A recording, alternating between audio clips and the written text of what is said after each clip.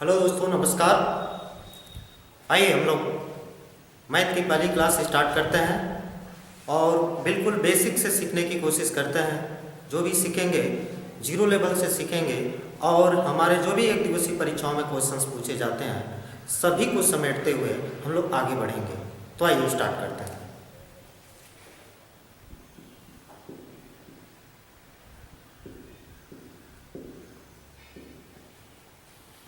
देखिए दोस्तों, फिलहाल हमें मैथ्स पढ़ना है यानी गणित पढ़ना है, तो सबसे पहले हम ये सीख लें कि आखिर में गणित होता क्या है। तो सिंपल सी बात में हम समझने की कोशिश करें। गणित का मतलब होता है जहाँ पे गणना की जाए, यानी कहने का मतलब कि गणनाओं का अध्ययन ही गणित हो। जहाँ पे गणना की जाए वही गणित है। आखिर में गणना की जाती है तो किसकी की जाती है? तो हमारे पास आंसर आता है, हम अंकों की गणना करते हैं। किसकी? अंकों की गणना करते हैं। तो हमारे पास कितने अंक होते हैं, अंक कैसे होते हैं, इन्हें देखा जाए तो मूल रूप से हम लोग बचपन से पढ़ते चले आ रहे हैं कि अंक हमारे पास टोटल 10 ही होते हैं और 0 से लेके 10 तक, 9 तक, 3, 4, 5, 6, 7, 8 और 9, यही हमारे पास मूल रूप से 10 अंक होते हैं। मूल रूप से 10 अंक होते हैं। अब इन्हीं अंकों के माध्यम से ये अंक परस्पर मिल मिलकर बड़े से बड़े अंक बनते जाते हैं। जैसे कि 1, 0, 2 अंक मिलके 10, 2 अंक मिलके 11, फिर अन्य 2 अंक मिलके 12, ऐसे डैश डैश डैश 9, ऐसे 3-3 अंक मिलके उससे भी बड़े अंक मिलते जाते हैं।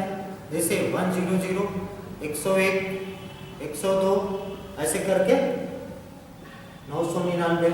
अब 4-4 अंक मिल जाए तो 4-4 अंक मिलके उससे भी बड़ी अंकों की संख्या बन जाती है।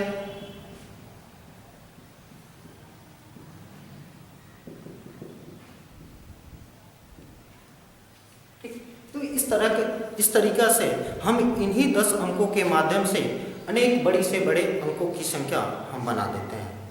ठीक, चलिए अब यहाँ पर देखिए कि यहाँ पे मूल रूप से अंकों की संख्या हमने कितनी पढ़ी? टोटल मूल रूप से अंकों की संख्या टोटल कितनी होती है? 10।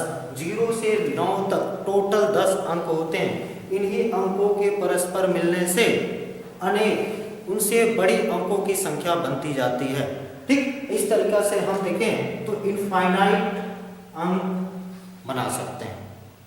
देखिए यहाँ पे थोड़ी सी देखें तो यहाँ पे कह रहे थे कि यहाँ पे एक अंक है। इन संख्याओं में हम कहें 2-2 अंक है, इनमें कहें तो 3-3 अंक है, इनमें कहें तो 4-4 अंक है। ठीक, तो 0 से यानी छोटे लेवल से लेकर बड़ी सभी अंकों को सामूहिक रूप से हम बोलते हैं संख्या। ये टोटल क्या है? संख्या। बशर्ते बस ये देखना है, हम यहाँ पे कह सकते हैं कि यह 1 अंकों वाली संख्या है, यह 1 अंकों वाली संख्या है।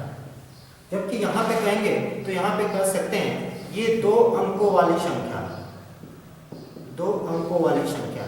इनकी बात करें तो इन्हें कह सकते हैं ये 3 अंकों वाली संख्या। यहाँ पे कहें तो हम कह सकते हैं 4 अंकों वाली संख्या।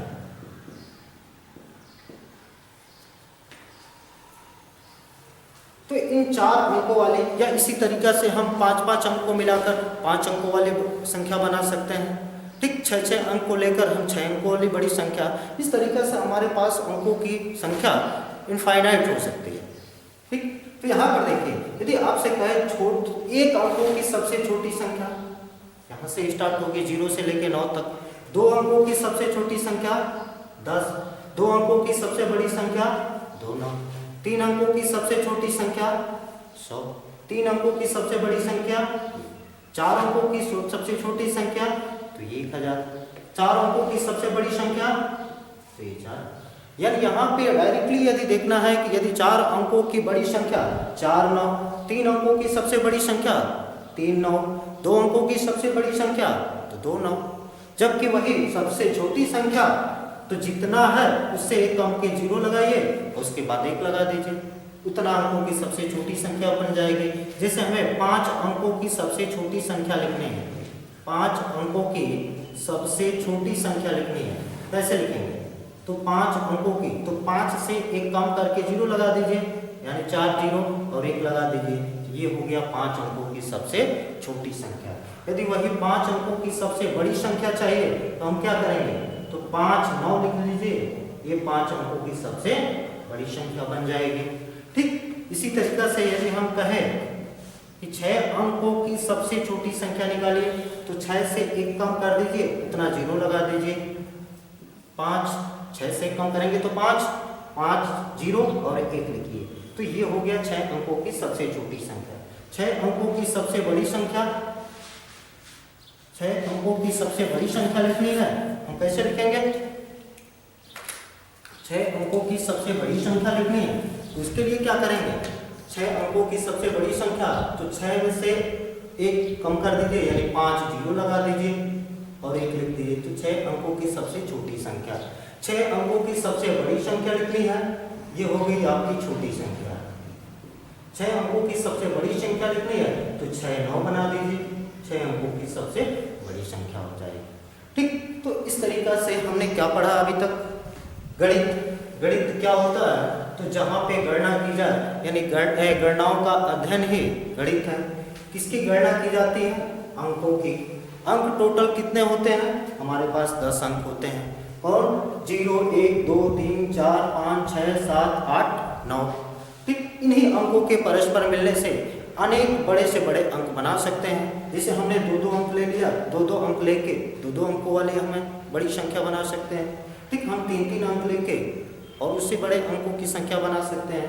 4-4 अंक लेके 4 अंकों की बड़ी संख्या। इस तरीका से हम अनेक संख्याएं बना सकते हैं। इस तरीका से हम ये इनफाइनाइट संख्या, अनंत संख्या बना सकते हैं।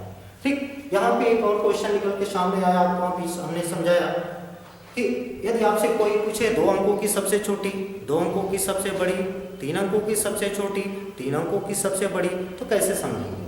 2 अंकों की सबसे छोटी संख्या देखिए यहाँ पे 10, 2 अंकों की सबसे बड़ी 99, 3 अंकों की सबसे छोटी 100, 3 अंकों की सबसे बड़ी 999, 4 अंकों की सबसे छोटी 1000, 4 अंकों की सबसे बड़ी संख्या 9999।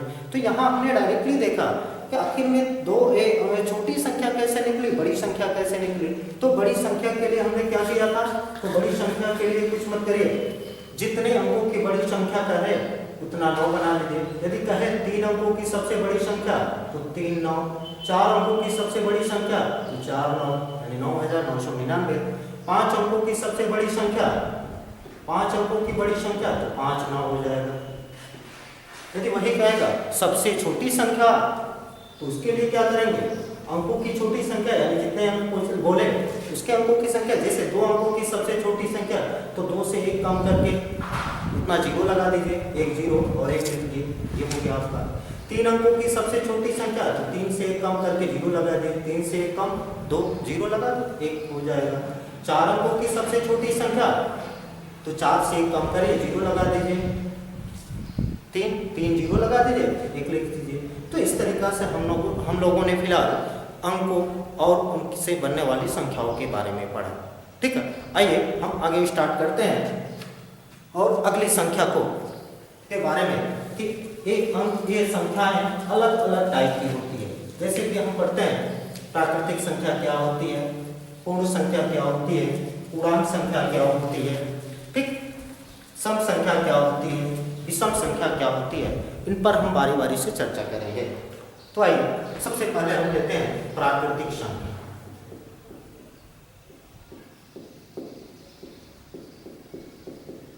प्राकृतिक संख्याएं, किसे हम प्राकृतिक संख्याएं कहते हैं? सीधी एक लाइन थोड़ी सी इसके डिफिनेशन के तौर पे, परिभाषा के तौर पे समझना चाहेंगे और देखेंगे कि प्राकृतिक संख्या क्या होती है। तो कह सकते हैं कि प्राकृतिक संख्या क्या है? तो हम ऐसे कहते हैं वे संख्याएं जिनका उपयोग किसी वस्तु को गिनने में किया जाता है, वही प्राकृतिक संख्या है। यानी जिनका प्रयोग हम किस में करते हैं? जिनका उपयोग किसी वस्तु को काउंट करने में, यानी गिनने में प्रयोग करते हैं, गिनने में यूज करते हैं, वही क्या है, प्राकृतिक संख्या। जैसे कि हमारे पास कोई वस्तु एक है, हम क्या कहेंगे, एक। हमारे पास कोई दो, मान लिया जाए दो हमारे पास कलम है, तो हम कहें हमारे पास दो कलम है। यदि हमारे पास 5 कलम हो तो हम कहेंगे हमारे पास 5 कलम है, ठीक।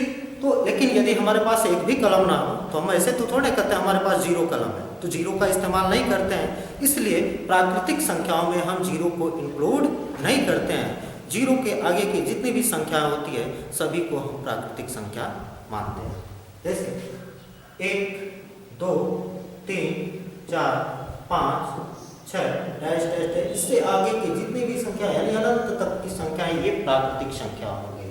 अब यहाँ पे कहेंगे 0 हमने काउंट तो नहीं किया, सही नहीं किया, क्योंकि इसका प्रयोग किसी वस्तु को काउंट करने में नहीं किया जाता है, ठीक। अब यहाँ पे आपके दिमाग में ये क्वेश्चन आ रहा होगा कि 10 में तो 0 है, लेकिन 10 को हम प्राकृतिक संख्या मानेंगे कि नहीं मानेंगे, या 100 में तो है 2 0 है, तो क्या 2 0 100 में है तो क्या उसे हम प्राकृतिक संख्या मानेंगे? जी बिल्कुल मानेंगे, क्योंकि ये 10 जो किसी 10 संख्या को प्रदर्शित कर रहा है, व्यक्त कर रहा है, जबकि ये 100 किसी 100 संख्या को किसी 100 वस्तु को प्रदर्शित कर रहा है, इसलिए ये प्राकृतिक संख्या है, ठीक। आइए, यदि आपके दिमाग में आ गया कि सबसे छोटी, यदि आपसे कोई पूछ दे कि सबसे छोटी प्राकृतिक संख्या क्या होती है, तो सबसे छोटी प्राकृतिक संख्या क्या होगी? सबसे छोटी प्राकृतिक संख्या, वो आपका आंसर हो जाएगा 1।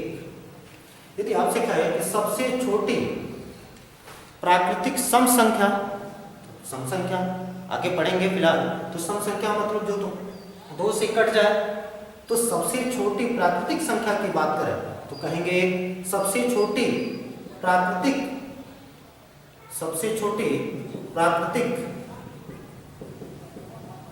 सम संख्या की बात करें, हमारा आंसर 2 हो जाएगा। यदि आपसे कहे सबसे छोटी प्राकृतिक विषम संख्या की बात करें तब भी हमारा आंसर क्या होगा? 1 होगा। फिलहाल सम और विषम पर हम आगे चर्चा करेंगे, फिलहाल यहाँ पे इतना सम। यानी आपसे कोई कहे सबसे छोटी प्राकृतिक संख्या तो आंसर हमारा होगा 1, ठीक। यदि कहे सबसे बड़ी प्राकृतिक संख्या तो सबसे बड़ी प्राकृतिक संख्या हमेशा हमारा क्या होगा? इनफाइनाइट यानी अनंत होगा, राइट। अब हम लोग पूर्ण संख्या के बारे में पढ़ेंगे। पूर्ण संख्या क्या होती है इसे देखेंगे। आइए, पूर्ण संख्याएं। पूर्ण संख्या तो पूर्ण का मतलब यहाँ पे प्राकृतिक संख्या में हम 0 को इंक्लूड नहीं किए थे। 0 को इंक्लूड करते हुए या 0 को शामिल करते हुए जो जितनी भी प्राकृतिक संख्या होती है सभी को हम पूर्ण संख्या बोलते हैं। यानी 0 से लेकर आगे तक की इनफाइनाइट तक की सभी संख्या क्या कहलाती हैं? पूर्ण संख्या कहलाती हैं, ठीक। यानी 0 इंक्लूड होता है, यानी प्राकृतिक, इसको हम ऐसे भी बोल सकते हैं कि प्राकृतिक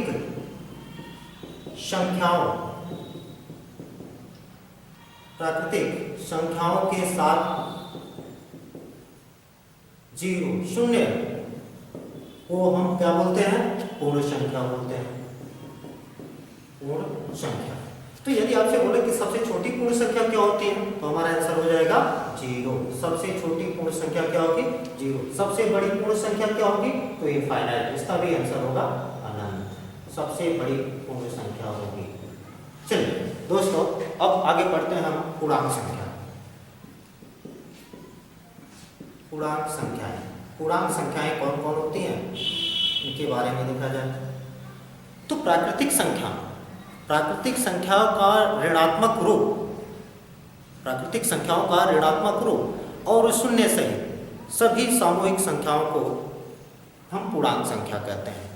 जैसे कि प्राकृतिक संख्या हमारे पास क्या थी? 1 2 3 4 5 dash dash dash dash infinite तक की संख्या, ठीक है।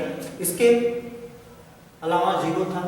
0 के अलावा इन्हीं प्राकृतिक संख्याओं को हम ऋणात्मक रूप लिख दें तो -1 -2 -3 -4 -5 डैश डैश डैश इनफाइनाइट तक की संख्या, ये इनफाइनाइट। तो यानी सभी ऋणात्मक संख्या, यानी ये सभी क्या है? ऋणात्मक संख्या, और ये सभी क्या है? धनात्मक संख्या, यानी पॉजिटिव नंबर। सभी ऋणात्मक संख्या और सभी धनात्मक संख्या, साथ ही में जीरो को भी इंक्लूड कर दिया जाए, तो इस सभी को सामूहिक रूप से हम पूर्णांक संख्या बोलते हैं। ठीक, अब आगे बात करते हैं भाज्य और अभाज्य संख्याओं पे।